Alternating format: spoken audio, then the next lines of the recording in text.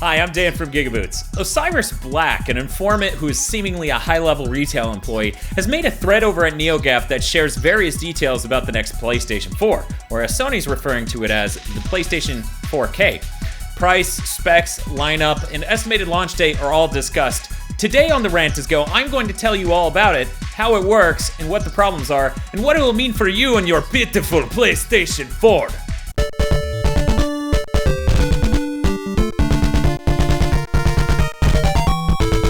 A bit of what I'm going to talk about here is covered in an earlier episode of the Rant is Go.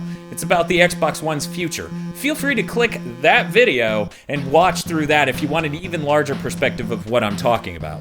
So the PlayStation 4K, or PS 4.5, is leaking like it's a new iPhone, so we now know quite a bit about it. The idea behind it is that it will play all of your PS4 games, but it can play them in a much higher fidelity if the game supports it. This could mean anything from higher resolutions and better frame rates to higher graphics options like better textures, better lighting, and more people on screen.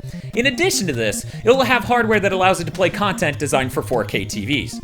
How much better the console will be is a particular point of interest, and this new information helps shed some light on that.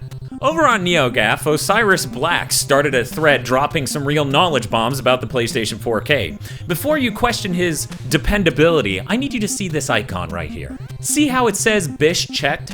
Bish is the moderator over at Neogaf. You see, at Neogaf, spreading bullshit rumors is a bannable offense, and to prevent being banned for baseless speculation, people will sometimes privately talk with the moderator Bish to confirm their identity, but still remain anonymous. This is one of those cases, and never before has any of these situations been false. Moving on to the real info, thank you, Neogaf Politics Minute. What OB, is it okay if I call you OB Osiris Black? Because I don't want to say that this whole video.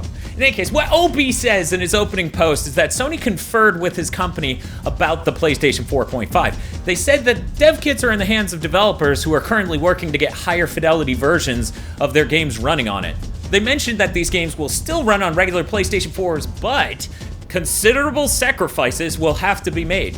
Older games could run better on the PlayStation 4.5 as well, but by and large, games will have to be patched to see any noticeable improvements. The list of games that are being designed for the PlayStation 4K is Eve Valkyrie, Robinson, GT Sport, Deep Down, and God of War 4. Sony remarked that the differences will be, quote, significant. So instead of talking about how that most likely pisses you off, I'm going to talk about the hardware first and how this is possible.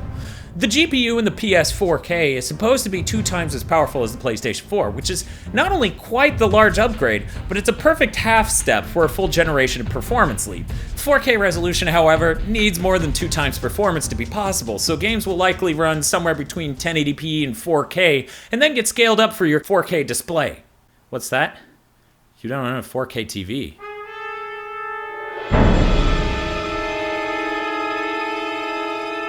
Another option for developers is to enable better graphics options like better lighting, better textures, or anisotropic filtering, which is still absent from some PS4 games.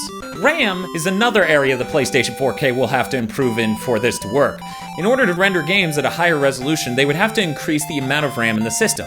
There's also more need for memory bandwidth, so it's likely that the PlayStation 4.5 will utilize either GDDR5X or HBM.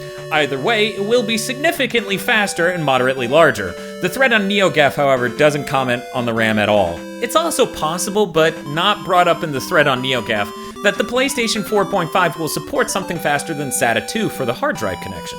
SATA 2 was ancient by the time the PlayStation 4 launched, and it's the reason why dropping a solid-state drive in doesn't radically improve load times over a hybrid drive or a hard drive. If Sony upgrades to SATA 3, which is, it's almost inconceivable that they wouldn't at this point, then this bottleneck would be effectively making solid-state drives a much more sane upgrade for your console. The real question mark about the PlayStation 4.5 right now is how much of a CPU upgrade we're getting. Even Sony themselves seems pretty unsure. According to the opening post from OB, they're considering going all out and raising the price of the PlayStation 4.5 to $500. This would be the smart choice, as CPUs are currently the major bottleneck of console performance in comparison to PCs. It's a large factor in why console games run at 30 frames per second nowadays. The other major factor is that this crowd needs like 200 goddamn people in it, or gamers will notice this game sucks ass. Look, Sony, if you're going to put us all through the hassle of needlessly upgrading our consoles that are in perfect working order just to make our waifus prettier, the least you can do is ensure 60 frames per second. It's very important to me. Very important. There is the notion that a better PlayStation 4 spec for developers to aim at might accelerate the degradation of game performance on the PlayStation 4. At least, that's what thousands of posts on Neogaf have led me to believe. The problem with that logic is that it implies it isn't already happening and won't continue to happen if there isn't a better box. PlayStation 4 games are currently equivalent to medium settings on a lot of PC games, and their frame rates are locked at 30. As time has progressed, we've gotten lower resolutions and worse settings relative to PC, and this trend would definitely continue going forward, regardless of a better box showing up on the market. Last year's Battlefront game was in 900p resolution. There isn't much lower to go before we're back at 720p, and I'm not going back! You can't make me! Something about this people don't seem to understand is that the two PlayStation 4s will have a highly similar architecture, and the optimizations made for the 4.5 will largely port backwards to the PlayStation 4.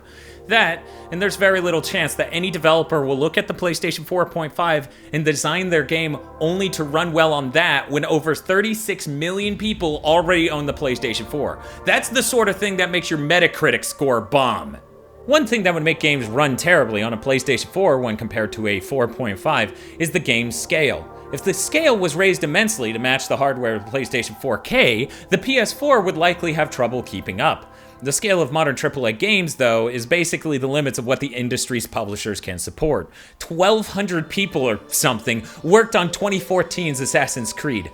There's not really a higher scale that games can operate at without bankrupting publishers. Sure, you can have a game like Ark that's open world and runs on Unreal Engine 4, but the PS4K doesn't change the fact that that game would have run and/or looked like butt on a PS4 anyways. The worst case scenario of all this is that God of War 4 is going to run like absolute garbage on a PlayStation 4 and impress no one. The possibility is there, but it's highly unlikely. Still, won't that be fucking hilarious if they make a fourth God of War and it looks like shit on 36 million consoles? Despite all the negativity surrounding these leaks, the PlayStation 4K definitely has some potential benefits. During the end of the last generation of consoles, I felt really somber about the games that were coming out and how they were basically trapped by the PS3's limitations. Little Big Planet 2, Killzone 3, Twisted Metal, Starhawk, they all suffered in various ways because the PS3 was limited in what it could do. I would have loved to play those games in 1080p or with higher frame rates, but unlike on PC, there's no amount of time or money that could change how those games run. Now with the PlayStation 4K, at least the tail end of this gen could be saved from such a fate.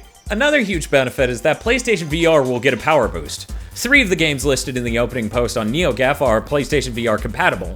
With a twice as powerful GPU and a much better processor, PlayStation VR should be able to exceed what a moderately powerful PC would be capable of. Middleware developers were already saying that the PlayStation 4 can play VR games designed to run on an NVIDIA GTX 970 at 60 frames per second, instead of the 90 frames per second that Oculus runs at. PlayStation 4K would open the door for running said games at the full 120 Hz that the headset supports, if the CPU doesn't bottleneck it. Or they could just use that extra GPU power to add more graphics features. I really hope they don't, though. That would suck. Thanks for watching this episode of The Rant Is Go. If you have any questions or comments, you can leave them in the section below, or tweet at me. I'm at GigaBoots on Twitter. Join me next time on The Rant Is Go when I'm going to talk about how Batman v Superman isn't the movie DC fans needed. It was the movie they deserved, because they're fucking sheeple! If you liked this episode of The Rant Is Go, then you should check out this one about the Xbox One's future, or this one about how you shouldn't buy a GPU anytime soon. If not, then maybe check out this one here about how much I hate the incompetence of game journalists.